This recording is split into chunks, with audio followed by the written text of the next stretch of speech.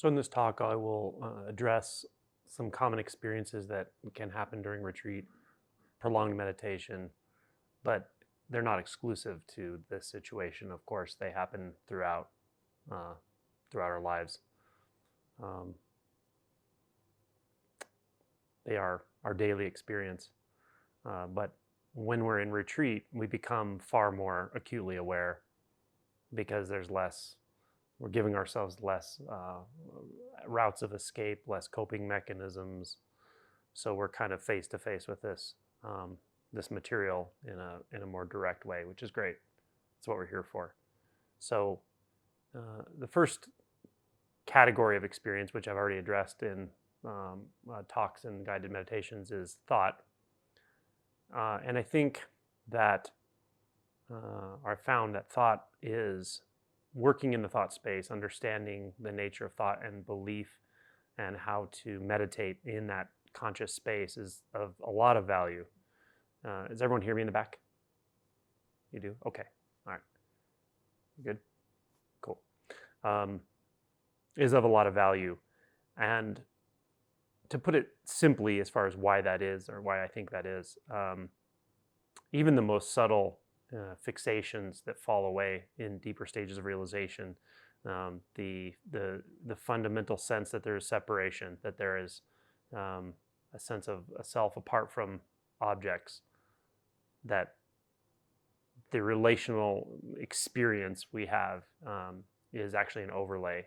That insight, being a very subtle insight, is belief-based. Ultimately, it's a very subtle belief, but it is a belief. It is structured in consciousness, in my opinion.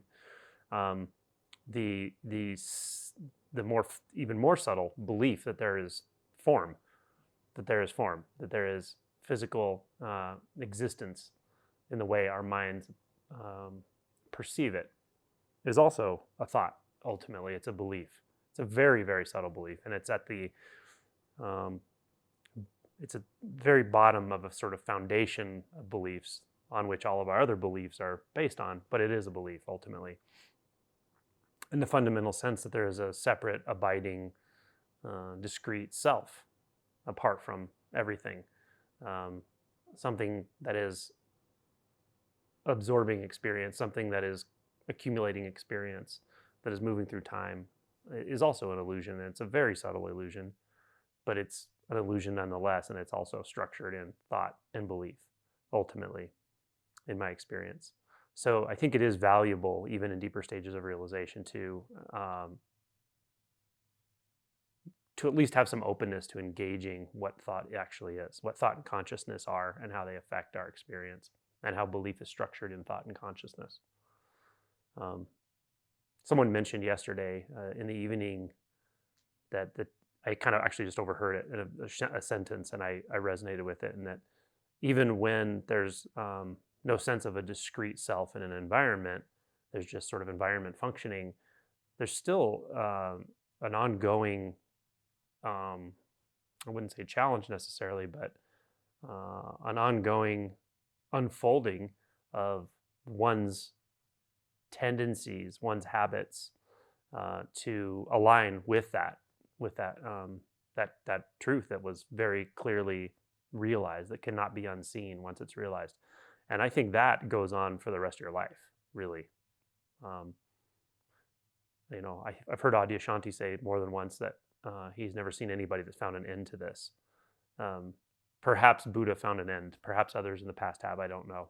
But in my experience, the integration of that, even when the sense of the one who's doing any of that's gone, the sense of doership can be completely gone, and yet the integration continues. It just continues at very subtle levels, and it gets more and more subtle.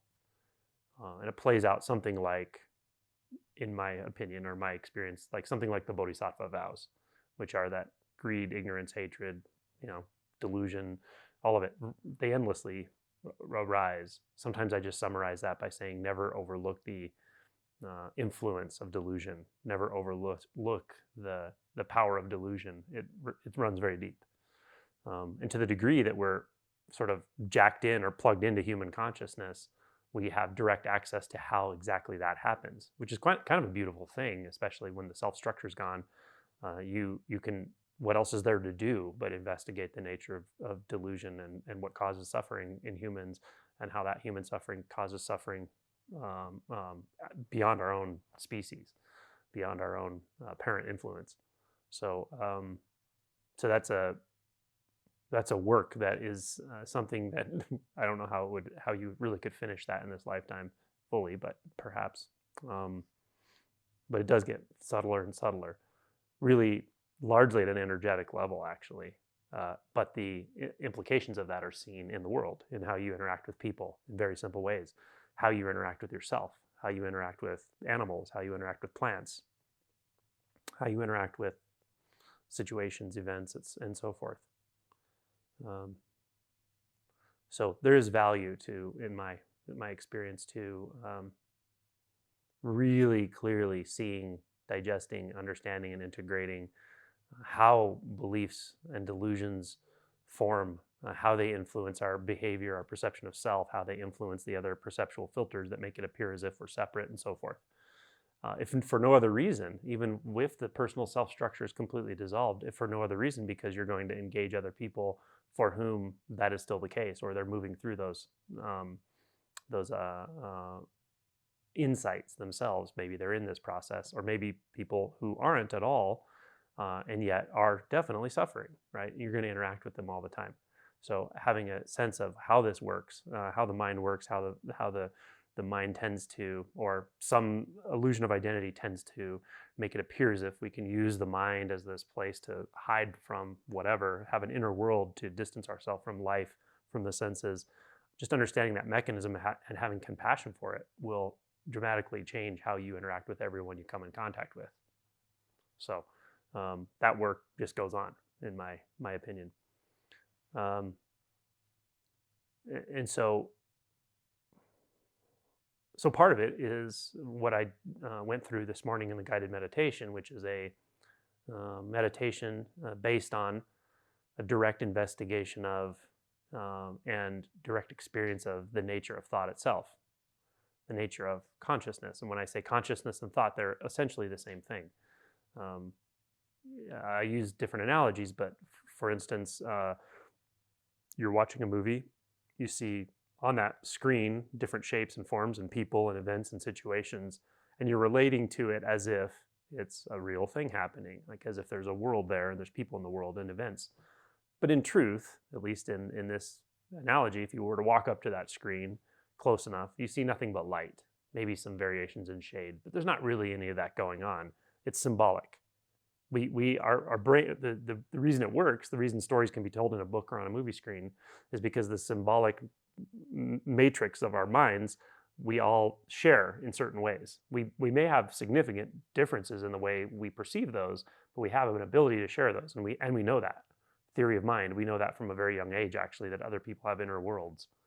Yeah, and so we can interact in that way. So that's why, because we share that group of symbolic motifs, we can look at the screen and someone can make that movie and be relatively confident that everyone watching it's going to have at least an experience that's coherent, that it actually means something. You're actually believing what's on that screen. Now, you may interpret it differently, but unlike, say, a lizard or many dogs, except for Kimura, because she apparently does know what's going on in the movie, but compared to a simpler nervous system, that's nothing. That's useless and meaningless. It's just a bunch of movement and shades, and just as like maybe a leaf fluttering on a tree. But to human consciousness, that's a whole world in there, right, in that movie screen. And yet, when we walk right up to it and we see what is that movie made out of, really, it's actually made out of light. That's what's actually on the screen, right? There's the screen which has that receptivity or has that ability to reflect light, and then the light from the projector shining on it and making these moving images and so forth. We, as sitting in the audience, add all the symbology to it. We add everything that makes that into something aside from just light on a screen. So it's very interesting, isn't it? It's like encoded symbolic material that we transmit among other human beings and so forth. That's the power of understanding the relationship between thought and consciousness, right? In this analogy, thought is all of the symbology and all of the interpretation we give to that screen to make it a real world in our mind while we're engaging it maybe even forgetting that we're in a theater and we're like, feel like we're living in it. And yet it is nothing but light on the screen. That's because of the relationship between thought and consciousness in your own mind. We do that. My point, of course, and many people in this room know this through direct experience, the same thing on that crazy analogy that I'm giving, that wow, actually there is nothing going on there, but we've added all of these symbols, or looking through symbols and filters to make it appear as if something's going on. I'm not talking about a movie on a screen. I'm talking about what you perceive to be your life. It's the same thing. It's not there. It's not there in the way you think it's there, right? That's the whole point of this endeavor, right? And the first stage of that, the first big shift that makes it very obvious to that is the case. It doesn't give you the whole picture, but it definitely dissolves one binding aspect, and that is the binding aspect that is a real movie. I'm really, it's true. I know it's true. It's a world there. I'm watching it. I'm aware of it. I have buy-in to it. And this first shift I talk about frequently is when you walk right up to that screen, you see, oh my God, it's all consciousness. It's all light, right? And we experience that in various ways, but the immediate experience of it is just this vastness, this total letting go of all of that storyline and all the narrative and all the thoughts. And it's not like the thoughts aren't there, the thoughts are still there. There's still fluctuations in the light on the screen, and yet something feels completely let go of. Something's released there. And we were just so amazed that all of that struggle and that frustration and the storylines and the narrative and the internal strife, all that was never really real. It wasn't really pointing to anything. And then we sort of find often, depending on our perception of how this feels at that point, and sometimes depending on how we're primed based on our spiritual background, whether we came from Advaita Vedanta or Buddhism. Buddhism might say, oh, I realized there was no self. And then an Advaitin may say, I realized everything was the self, right? But what you realized is that it's consciousness, that this whole storyline, everything that's structured in consciousness, the past and future and your interpretations, it's all consciousness. And most importantly, the symbolic mechanism that makes it seem like it could be anything at all is also just structured in consciousness. And that's that's sort of the characteristics of consciousness. That's the symbolic network. But what consciousness in one moment forms into as a thought changes all the time, constantly. But its essence is always sameness. Its essence is always conscious. It's always consciousness. It's always that reflective nature of mind. And then all of a sudden, wow, all of the narratives and struggle and pushing and pulling of life and all that, and the sense of the me that it seemed like it was happening to, are all sort of the same substance here. There's no division. There's no difference between thought and consciousness. There's no difference between the wave and the ocean. But again, I'm adding words you may not even use with this insight. When the insight dawns, you don't care to describe it to yourself anymore, because you realize the descriptions are just more thoughts and they're unnecessary. So that's, and from there, I really believe that the insights, all of the later insights, all of the deeper insights with the realization process are really already there. They're just sort of, they're like in earlier stages, maybe like in chrysalis stage, or they're germinating, but they haven't come to complete fruition. A technical way of saying it from the sort of model I maybe use is that we realize that the non-dual reality of the reflective capacity of mind, and that has infinite ability to just dilate out, to dissolve any belief structure immediately, especially when we learn to meditate with it, like we talked about this morning. And from there, that becomes calm. That part of us becomes calm. That conscious, reflective part of us just becomes calmer and calmer and calmer. And then slowly or abruptly, all of a sudden, we see that identity buying into the mirrored apparatus, which is quite subtle until that first shift. Before the first shift, you just can't even. This is all conceptual. But you realize that the mirroring aspect of it itself is also part of the flaw. It's part of the flaw in perception. It's part of the delusion. It's just and it's a very, very simple error. And then all of a sudden, it's like, then now you're engaging what was apparently being reflected, not what was being reflected, because what is doesn't have, it can't be reflected. It doesn't have form. But I can't even say it's formless either. It doesn't have permanence, but I can't say it's impermanent either. So that, which is just alive and looking you right in the face at all times, you're nose to nose with it, you're breathing it, it's breathing you, it's the sky, it's the simplicity of everything, but it's completely ineffable as well. So you enter this world of suchness, let's say, impossible to describe or talk about or model, and yet the lens through which you were able to sort of find your way there, or it was through consciousness, was through what you took yourself to be in the first place, right? So start with what feels true to you, start with what feels real to you, be authentic, right? And if you authentically feel like a self, that is your entry point. If you authentically feel like a doer, an agent, and that feels real to you, there's nothing wrong with that.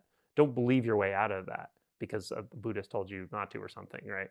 That doesn't help you. This doesn't help. Or an Advaitin tells you, or a Neo-Advaitin. What helps is to investigate what's actually going on in your immediate experience. Experience close. And that requires trust in yourself. Trust that you have, maybe you don't have to think in terms of Buddha nature or awake nature, or perhaps just trust in your intuition. Trust that the universe did not set you up to suffer, really, ultimately. Trust that there's a more primary, more immediate, real, undivided way of experiencing everything. Emotion, sound, sensation, thought, mind, connection, all of it. So it's a trust, it's an intuition. And when I talk about intuition and trust, I always put a caveat on that, and that is, when I say trust your intuition, it's not an intuition you can like write on a piece of paper. Like my purpose in life is XYZ. It's not that kind of intuition. There's nothing wrong with that if you have guiding principles in your life and so forth. But this goes beyond that. This is deeper than that. You have to see, excuse me, you have to see at some point that the ways we think about ourselves, the ways we define ourselves, and the ways we define the world may be valuable and helpful in the relative, but they have limitations. You have to see that at some point. That's an important insight, that the relative structure of thought, consciousness, not necessarily consciousness, of thought, interpretation, judgment, it very much has limitations. It's limited to its own perspective of the way it divides up the world artificially. Again, it's valuable. Without it, we wouldn't function, right? Children need to form a sense of separation. Do they need to form a sense of self? I don't know, but they need to form a sense of separation, a sense of spatial understanding, probably even a sense of theory of mind and the ability to bond with others. Like these are developmental stages we all need to have, right? So the complexity of our mind has a very valuable place in the relative world. But when we're talking about this, we're talking about seeing that has limitations, that there is something of importance beyond that relative world. Absolutely, for sure. Once we have seen that, once we've tasted that, then we're on this path, or we're starting to reorient our life, or our life is reorienting itself toward something, and we know it. And at that phase, there's still a lot of doubt often, like what is going on? There are moments when you're just feeling nothing but doubt. There are moments when you're completely oriented to this and you feel somehow instinctually you know exactly what it is, but you can't put it into words, but you trust it. So there can be a lot of fluctuation at first. But again, with that first shift, often that Kensho shift, it's different. We trust this much more readily and deeply. And even when the thoughts say, I don't trust it, I don't understand, I'm disoriented, I'm lost, there's still something underlying all of that that's like, okay, and you know it.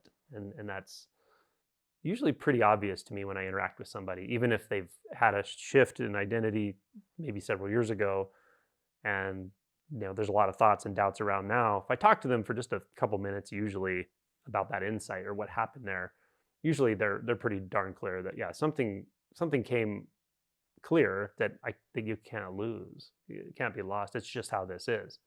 But that, let's call it the absolute in this conversation, that absolute truth is so, it doesn't have a place in the relative world in one sense. You can't talk about it. So it even though it's there and you know it's there, instinctually know it's there, because we live in this relative world and most of the commodities of conversation and communication and connection are of relative value, almost all of it.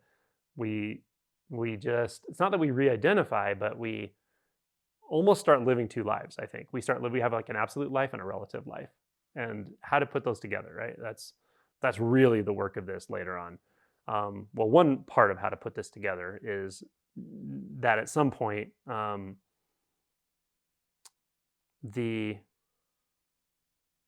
initial shift, the initial insight, as I described, that the undividable, indivisible, undivided nature of consciousness, of the reflective mind, has to be fully sort of digested into what is actually going on here in the sense fields. And it is the lens through which that occurs. And there are many ways to engage that. They're simple. The ways to engage the non-dual is simple, are all simple that I've seen, and I've seen very different ones. You can look for, where do I start to perceive separation? Between I may be looking at what appears to be a visual object over there, and that would suggest that there's someone over here appearing to look at that. Okay, but where do I actually find evidence for that in this experience? And just keep looking until it's very clear there is no evidence for that, and then just keep looking until it's really clear how this is, that there could never possibly be a separate someone looking at something over there. So that's one way. Another way is just to kind of keep your attention in the sense fields one by one, just feeling, just sensation, until that sensation, your attention pours into the sensation, and in one sense, the sensation pours back into the whole of your experience, and then just sound, just hearing. And the same way, it's like your attention goes out to the sound, and then the sound comes back, and then there's just hearing or just sound. There's no one receiving that. There's no object making sound. There's no emitter of sound. There's no place sound starts or ends. There's just that hum, right? So there are different ways to approach this, but that's to fully digest, to fully realize what was initially glimpsed with that Kensho experience. And that does come to a place where can be surprising for people, even if they've heard it's going to happen many times, when the sense of that separate self, or the sense of any self, the universal self, a separate self, anything that could possibly move between experiences, that could accumulate anything, is just gone, completely gone. Then from there, that's when, in one sense, it's realized that you could say you realize there is as far as the self is concerned, there is only the relative self. And with that, you usually realize not only is there no self, there's no world, very obviously. So then you realize the world is only relative as well. And yet, why this is so hard to talk about, the most compelling, radiant, vibrant, alive truth that has no mental model for it, the mind can never get a hold of this, is just always there, always on, always singing all the time, from everything and everywhere and nowhere. That we could call the absolute, but at this point I wouldn't even make that distinction. And yet, as this is carried forward, as this continues to clarify, it can only clarify in the relative now. And so that radical aliveness, that non-dualistic, luminous truth of this, that finds itself again and again and again in the relative, over and over and over. And like I said, it can be over for you as an individual, but the next person you come in contact with, is that not you? Is that you? Is that you, or is that not you? Or is that neither? Or is that both? right? So how can you make that distinction? So now your I guess challenge is to so fully merge in that experience, that there's no pushing or pulling. There's no struggle anymore. There's no finger on the scale. And we're always alert to the forces of delusion. We're always alert to um, the habit force of mind and belief, and the momentum of mind and belief. And that we don't have to make a distinction between whether it's here or there, etc. So that work, you could say that work of the relative and absolute really coming together in subtler and subtler ways just goes on and on and on.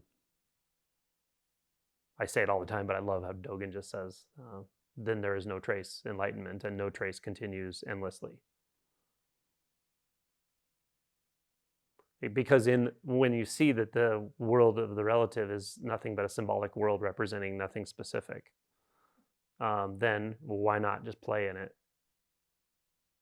There's nothing. It's so light, and simple. You don't have to take any of that seriously either, which is funny.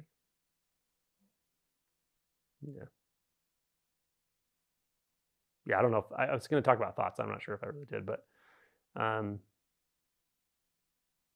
really all of that, anything that is obstructive in nature, in my experience, really you can usually find some sort of belief at its root, some sort of belief. It may be almost like a temporospatial belief. It may be a belief that's much more of a feeling or an internal image in the mind, a non-conceptual thought, than a conceptual belief, but it's a belief nonetheless. It's an inflection of the mind. It's a line on that screen that looks like an edge between two things, but if you get close enough, there's no edge. There's no two things. Edges and there being two things are dependently originated. Those concepts are dependently originated. If you believe in edges, or you believe in demarcation, then you believe in separation. Which side are you on? When you're on both sides and you look close enough, then there's nothing there at all anymore.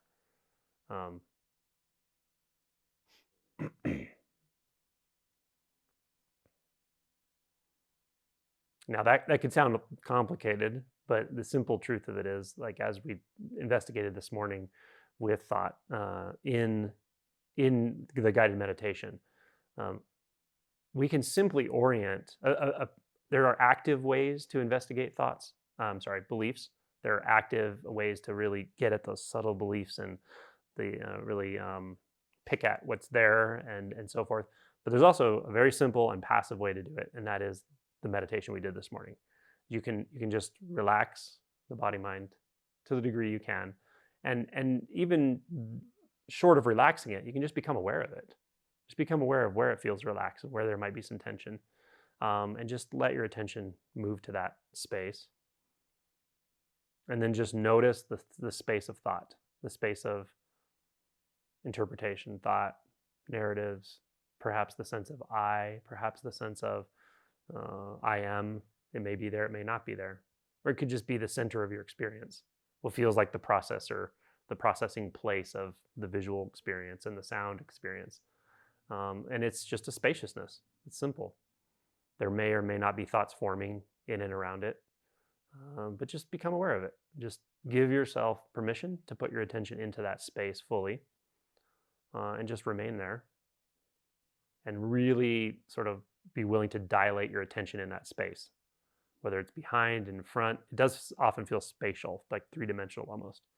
So just be willing to sort of feel and experience and explore the entire space of that conscious space, that any thought arising, any image arising, any sense of the one aware of the thoughts or images, or doubting what's happening, or the confused one, all of it is all those thoughts, interpretations.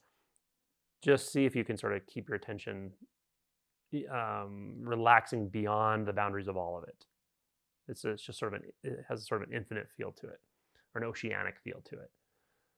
And that's most of it. And then there's still just a little bit more struggle left. There's still a tendency to push and pull on thoughts as they arise, or not notice a background thought that now becomes your sort of point of view as you become the thinker. So the next step really is to just fully orient your attention to the next thought arising. Like you're looking for it, like you're waiting for it.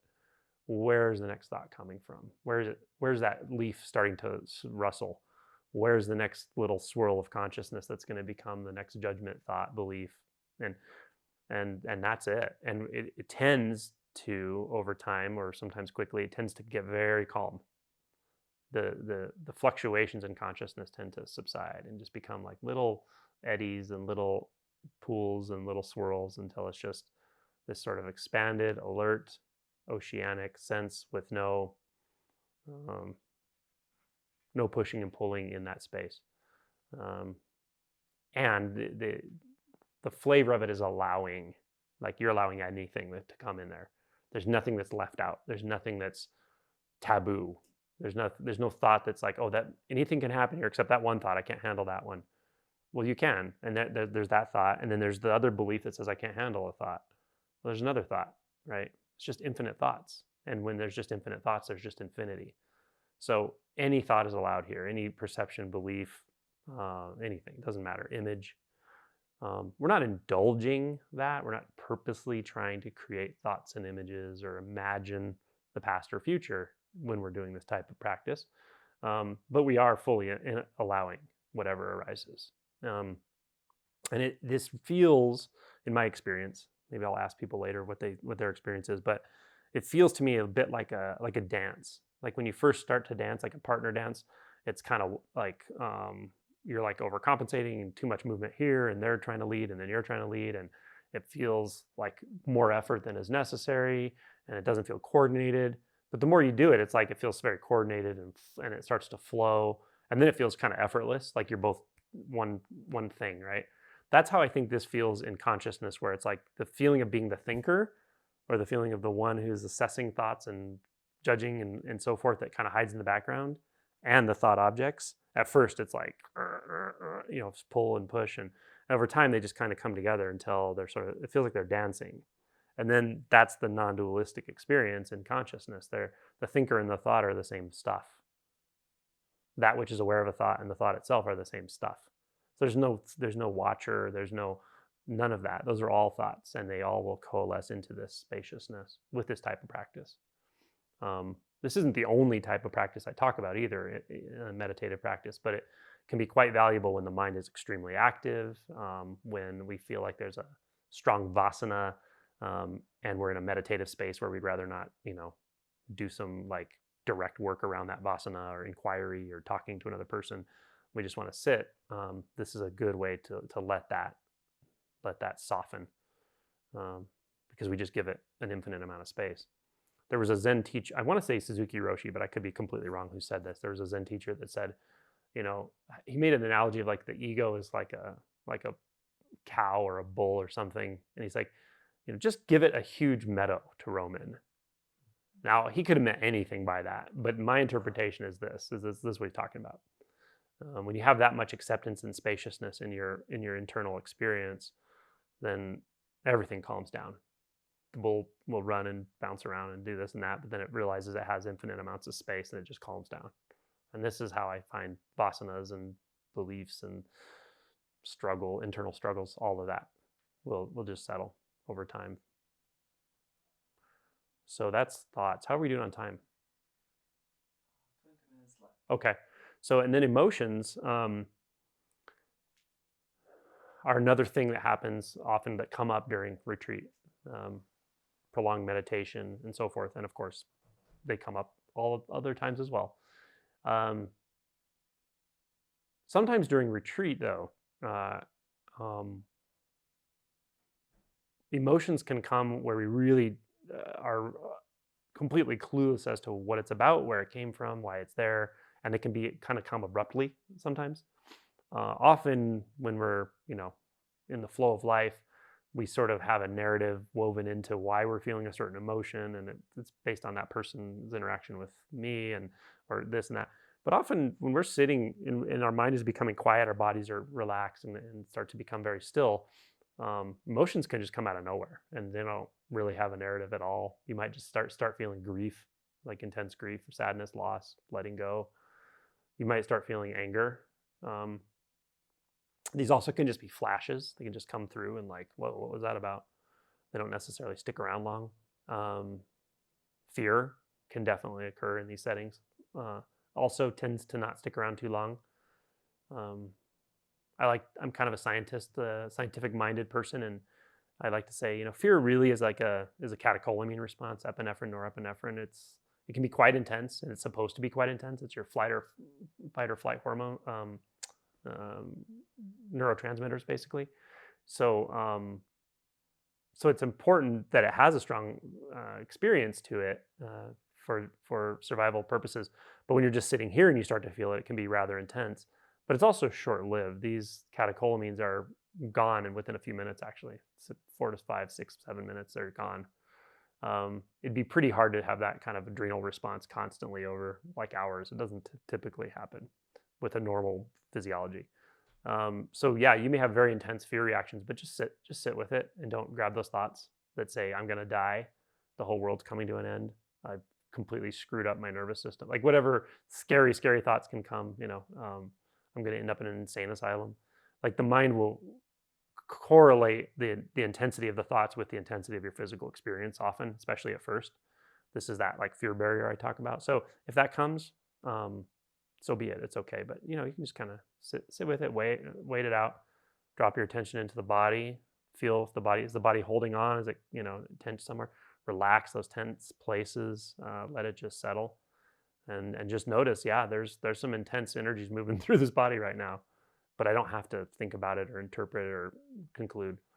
Um, so yeah, these emotional experiences during retreat can be abrupt, come out of the blue, have no narrative. You really don't even know why they're here, and you don't really need to figure out why they're here. Generally, I would say for the most part, you don't have to like try to dig through your childhood and see what caused this, and it doesn't really matter actually.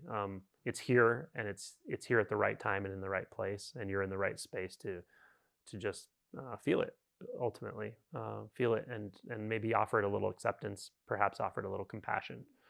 um, Sometimes it'll almost feel like a foreign thing, like really intense like hatred or like a demonic energy. I know that's really intense, but I've experienced them myself many times, and I know other people who have. You can feel an energy that's like, whoa, it feels like it's not even you, it came from somewhere else and it's here now. um, and uh, and that is the same thing. Feel what the body's feeling, relax the body, don't interpret any more than is already happening.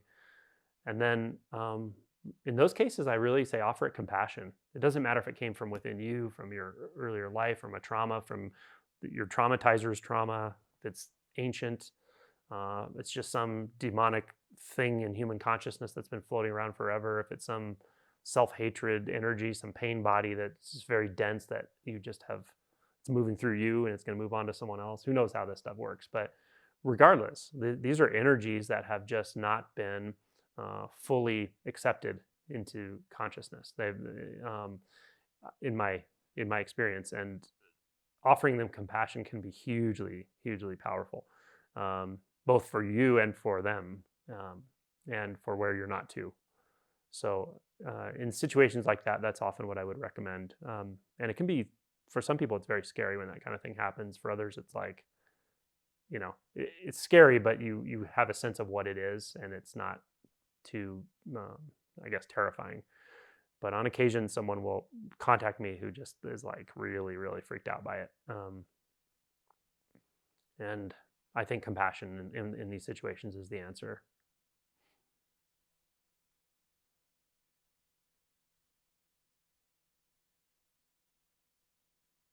If you could imagine what it feels like to be cast out of everyone's heart completely for years, decades, eons. Um, Everyone you come in contact with is terrified of you, pushes you away, buries you, doesn't want to have anything to do with you. If you can imagine that and feel into that, then you see how you can offer that compassion. You're the only one that can open that door. Like the lost child analogy, the lost children that knock at your door, the lost child of sadness, the lost child of grief, the lost child of anger, the lost child of hatred. The doors have been closed on that child many times. We've all closed doors on those children. Our parents have, their parents have. But you always have that opportunity right now when they're knocking on the door. You can open the door. You're the only one that can, and let it in and just welcome it and give it space. Give it, yeah. And sometimes the way you give it space is you feel what it's feeling. You're um, like a baby or like an infant or a toddler whose nervous system is really rattled and it needs you to help regulate its nervous system. You do that by physical contact. That's the easiest way. Physical contact, hold it close, and your nervous systems will naturally entrain. It's just physiology. So we can do this with these energies as well, for sure, when they come up. You may or may not have that happen, but if you do, it's typically completely out of the blue and you don't even know where it came from. So maybe you could remember that, that can be helpful. But with emotions in general during these retreats, an emotion in one sense is sort of halfway between a physical experience, an energetic physical experience, and a sort of interpretation. Or perhaps it's more like a motif in human consciousness, or maybe even an archetype. So I actually think an emotion is really more of a complex experience for the most part.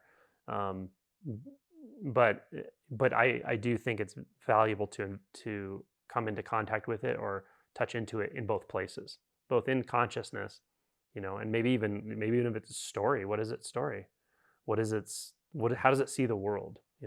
Especially something that's been visiting you again and again and again, like if it's blame or jealousy or regret, then give it some space up here and look at it and talk to it and interact with it and integrate it in the world of consciousness. How does it see the world? What does the world look like if you are grief, if you are jealousy? What does the world look like to you? Well, how would you speak? What words would you use? What would you want? What would you not want? Right? Really feel into it. Use that space of consciousness to empathize at that level. And then there's always the physical component and the energetic component. And that's very simple. That's about just contact. It's about willingness and surrender. And this is an interesting place because whereas up in this space, you often feel like you're the director. Maybe you're the ringleader of the 3-ring circus shit show of your life. Down here, that's just a joke from a video I saw. Down here, it's more like you're meeting it actually, and it becomes the teacher. So the sensations and the experiences and the emotion, the energetics of it, that's your teacher. And so it's more of a surrender down here. It's more of an alignment and a willingness and a surrender. And I think both of those components of the sort of emotional, the complex emotional experience are valuable to touch into and to navigate. Sometimes more up here, sometimes more down there. And over time, I think you find it becomes a much more energetic experience. It's really about sort of contact and experience. It's just about that raw physical experience. Very intimate. And then again, in these concentrated practice situations and retreat, give it time. Give it time. If it's really intense, a really intense emotion or just state, and you don't even know what it is, it's really uncomfortable, dysphoric, disorienting. Just give it some time. Just let it wash through. Sometimes movement really helps too. Between rounds, get up and move around. Do some intuitive movement. Dance, shake, do some trembling. Yeah, that stuff can be really helpful actually.